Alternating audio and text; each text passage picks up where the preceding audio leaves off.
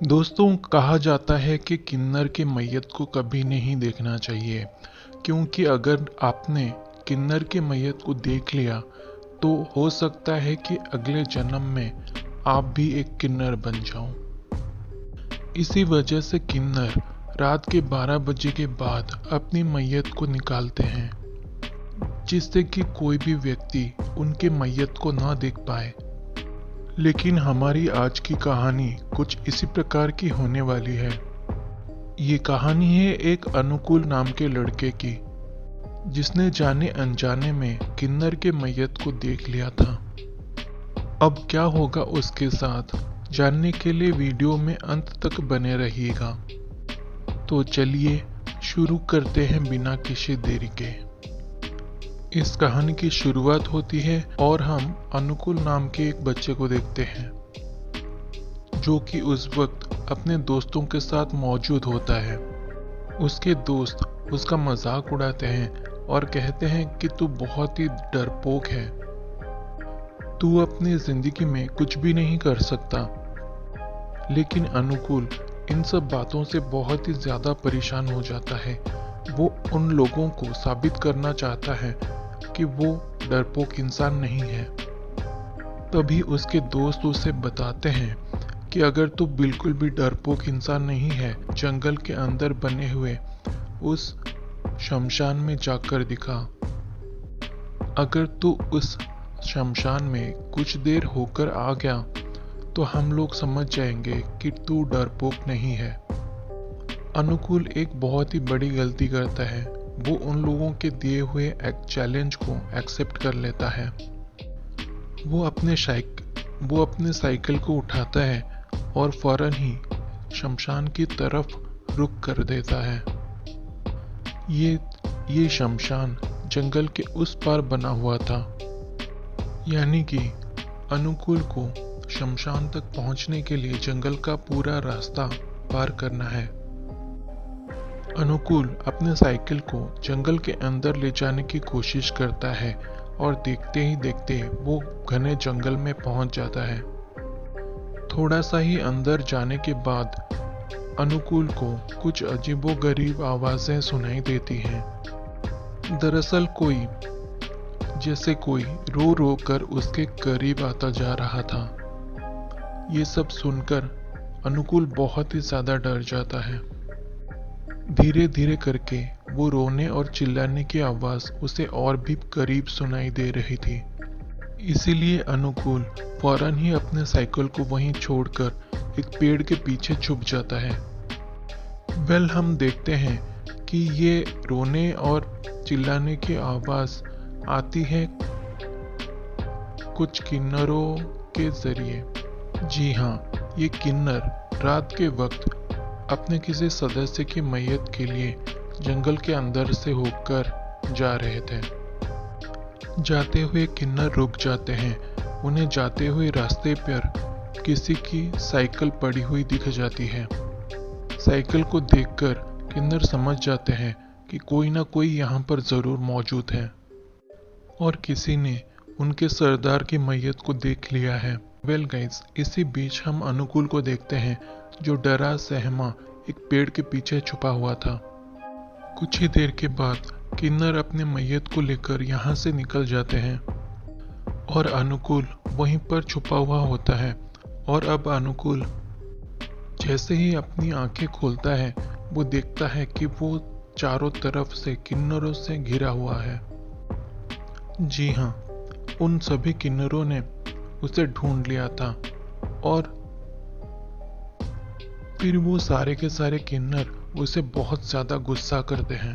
उन्हीं में से एक किन्नर की सरदार, जिसका नाम अय्यम्मा है, वो अनुकूल से बोलती है कि तुमने बहुत बड़ा अनर्थ कर दिया है। तुमने हमारी सरदार की मैयत को देख लिया है, इसीलिए अब तुझे हमारे साथ चलना होगा।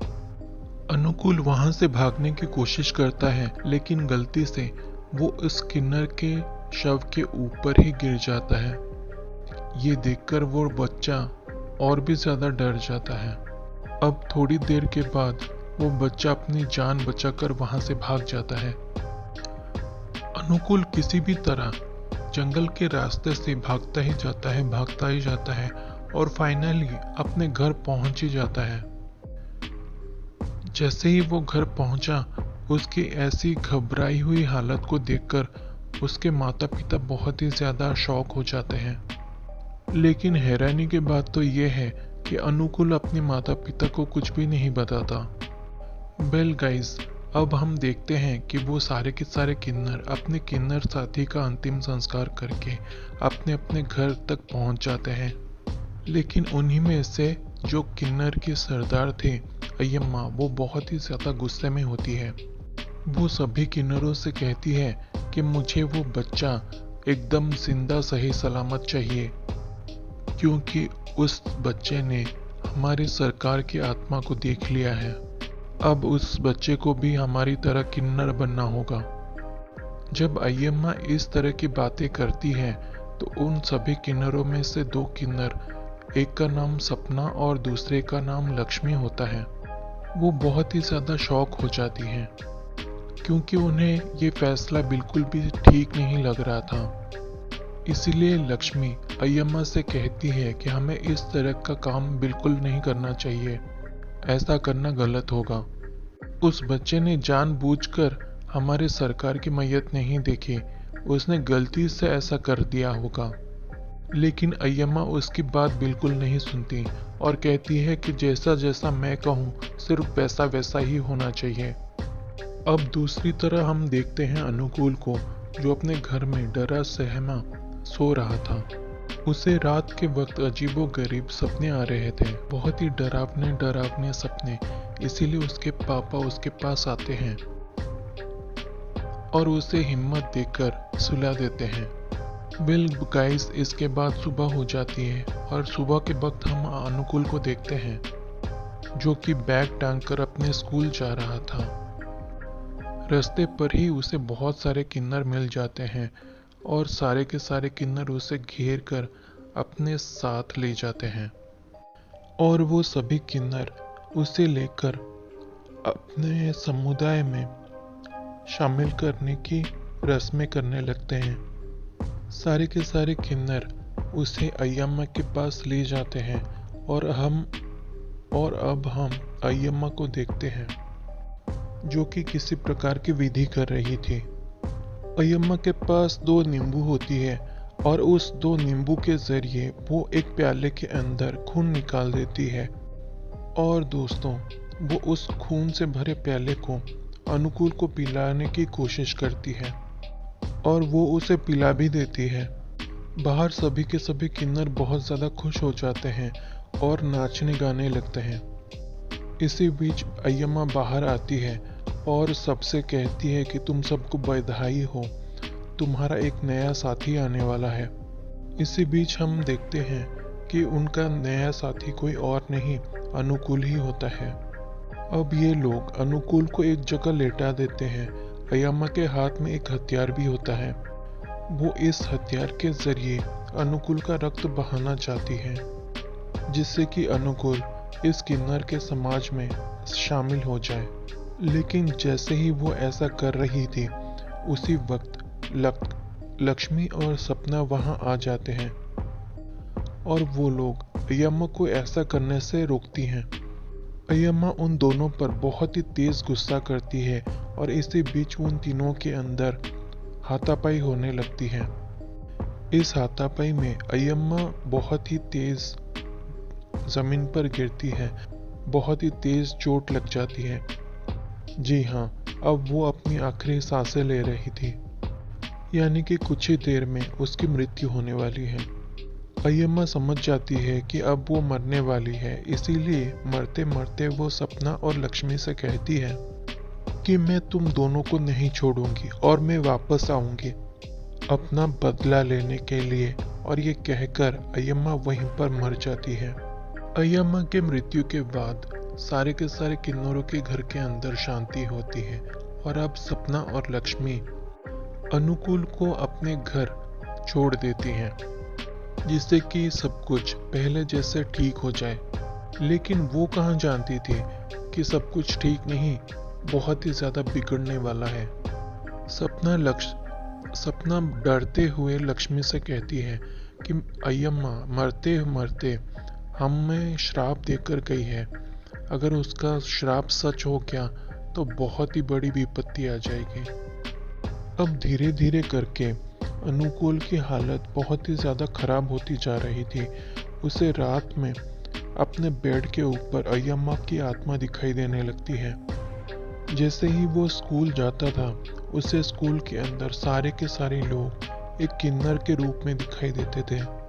यानी कि उसके दिमाग में एक बहुत बड़ी हैलुसिनेशन शुरू हो चुकी थी।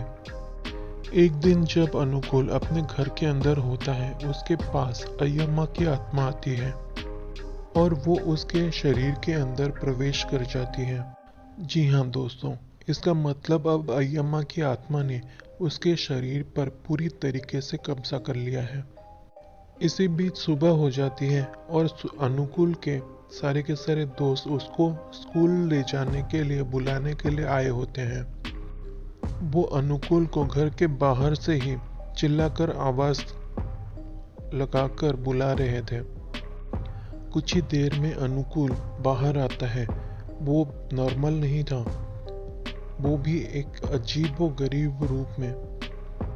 कुछ ही देर के बाद अनुकूल अपने घर के बाहर निकलता है। अनुकूल का रूप बिल्कुल अजीबो गरीब था। एक किन्नर की तरह बिल्कुल सज धज कर बाहर निकला। उसके शरीर के अंदर अय्यम्मा की आत्मा प्रवेश कर चुकी थी और वो पूरी तरीके से अय्यम्मा की तरह बात कर रहा था। ये देखकर उसके सारे दोस्त डर जाते हैं और वहां से भाग जाते हैं। वो जैसे ही घर के अंदर जाता है, वो अपने माँ को मिलता है। उसकी माँ उससे बात करने की कोशिश करती है, लेकिन उसके अंदर तो अय्यम्मा की आत्मा प्रवेश कर चुकी थी। वो अपनी माँ को बहुत ही बुरा भला बोलता है। ये सब देखकर उसकी माँ बहुत ही ज्यादा डर जाती है। अब अनुकूल अपने कमरे के अंदर चला जाता है। कुछ देर के बाद उसका कमरे का दरवाजा बहुत ही जोर से बजाया जाता है। जैसे ही वो दरवाजा खोलता है, उसके सामने उसके पापा होते हैं। साथ ही वो अपने पापा से भी बहुत ही बदतमीजी से बात करता है और अपने ही पापा को चेतावनी देता है कि अगर वो उसके साथ किसी भी तरह की बदतमीजी करता है तो इसका अंजाम बहुत ही बुरा होगा। इसी के साथ हम वो सारे किन्नरों को भी देखते हैं जो भगवान से प्रार्थना कर रहे थे। कुछ ही देर के बाद वहां पर अय्यम्मा, या तो कह लो कि अनुकूल पहुंच जाता है। अनुकूल जैसे ही वहां पर एक किन्नर के भेष में पहुंचता है, सभी के सभी लोग बहुत ही ज्यादा शॉक हो जाते हैं क्योंकि वो अय्यम्मा की तरह बात कर रहा था। सभी लोग समझ जाते हैं कि अय्यम्मा की आत्मा इस बच्चे के अंदर प्रवेश कर गया है। साथ ही साथ अय्यम्मा लक्ष्मी और सपना को बहुत ही गुस्से भरी नज़र से देखती है, जिससे कि वो दोनों के दोनों बहुत ही ज़्यादा डर जाती हैं। सपना अय्यम्मा की आत्मा से कहती है कि ये सरासर गलत है। अब तुम्हारी मृत्यु हो चुकी है, इसीलिए तुम्हें अब इस दुनिया में रहने का कोई अधिकार नहीं है। इस बात को सुनकर अय्यम्मा को बहुत ही ज़्यादा गुस्सा होती है और वो पास ही पड़ी हुई एक हथियार को उठाकर एक ही मिनट में सपना का खून कर देती है। ये सब देखकर लक्ष्मी डर के मारे वहां से निकल जाती है। अय्यम्मा के इस गुस्से को देखकर कोई भी किन्नर की हिम्मत नहीं होती कि वो अय्यम्मा से नजरें या फिर उससे बातें करे। अब अय्यम्मा सारे किन्नरों से कहती है कि हमें महापूजा करनी होगी और उसके बाद मैं इस बच्चे के अंदर पूरी तरीके से प्रवेश कर जाऊंगी। जाओ और जाकर एक तांत्रिक को बुलाकर लेकर आओ। इसी के साथ हम लक्ष्मी को देखते हैं जो भागते भागते अनुकूल के घर तक पहुंच जाती है। वो अनुकूल के माता पिता को सारी के सारी सच्चाई के बारे में बता देती है, जो भी आज तक अनुकूल के साथ हुआ है। उसके माता पिता ये सब सुनकर बहुत ही ज्यादा शॉक हो जाते हैं और तभी लक्ष्मी उसके माता पिता को अपने साथ ले जाने की कोशिश करती है। तरफ हम उन सभी किन्नरों को देखते हैं जो अपने घर में बैठे हुए होते हैं। उन लोगों ने किसी तांत्रिक को बुलाया था और वो तांत्रिक उनके घर पर किसी तरह का हवन कर रहा था। तांत्रिक के सामने अय्यम्मा की आत्मा बैठी हुई थी, यानी कि अनुकूल बैठा हुआ था। वो तांत्रिक पास ही रखे हुए एक हथियार को उठाकर अनुकूल की बलि देने की कोशिश करता है। लक्ष्मी उस तांत्रिक को रोकने की कोशिश करती है, लेकिन अय्यम्मा की आत्मा उसे अपनी शक्तियों से उठाकर दूर फेंक देती है। लक्ष्मी को जब कुछ भी नहीं सूझा तो वो माता से प्रार्थना करती है, क्या ये जो सब अय्यम्मा कर रही है वो सब पाप नहीं है? मुझे बताओ माँ, इसीलिए अय्यम्मा को उसके किए की सजा दो। उसके चक्कर में हमारा पूरा का पूरा किन्नर का समुदाय बदनाम हो चुका है। उस बच्चे ने जो भी किया था वो जाने अनजाने में किया था, ना कि जानबूझकर। इसीलिए माँ, तुम्हें मेरा साथ देना होगा। जैसे ही लक्ष्मी माता बहुचरा से इस तरीके से विनती करती है तो हम देखते हैं कि माता का आवेश लक्ष्मी के अंदर हो जाता है। माता लक्ष्मी के अंदर प्रवेश करके बोलती है कि तुझे मरने के बाद भी चैन नहीं है और तेरी आत्मा दोबारा से इस धरती के अंदर आ चुकी है। तू इस धरती को छोड़ने को तैयार नहीं है, इसलिए तुझ जैसे भक्त की मेरे दिल में कोई जगह नहीं है। ये बात सुनकर अय्यम्मा की आत्मा को बहुत बुरा लगता है। वो अनुकूल के शरीर के अंदर से निकलती है और माफी मांगती है, लेकिन जैसे ही लक्ष्मी की नजर उस पर पड़ती है वो तुरंत ही जलकर राख हो जाती है और उसकी मृत्यु हो जाती है। जी हाँ दोस्तों, यानी कि अय्यम्मा की आत्मा का अंत हो जाता है। वो आत्मा अनुकूल के साथ जो कर रही थी वो सरासर गलत था, और इस गलत के खिलाफ आवाज उठाने में अगर किसी का हाथ था वो था लक्ष्मी का, जिसने अपनी हिम्मत दिखाते हुए अनुकूल की जान को बचाया। उम्मीद करता हूँ कि आपको ये कहानी बहुत पसंद आई होगी। अगर अच्छी लगी हो तो वीडियो को लाइक करके चैनल को सब्सक्राइब कर लेना। मैं आपसे मिलूँगा ऐसे ही एक दिल दहला देने वाली खतरनाक कहानी के साथ, दिल दहला देने वाली खतरनाक कहानी के साथ। तब तक के लिए बाय एंड सी यू।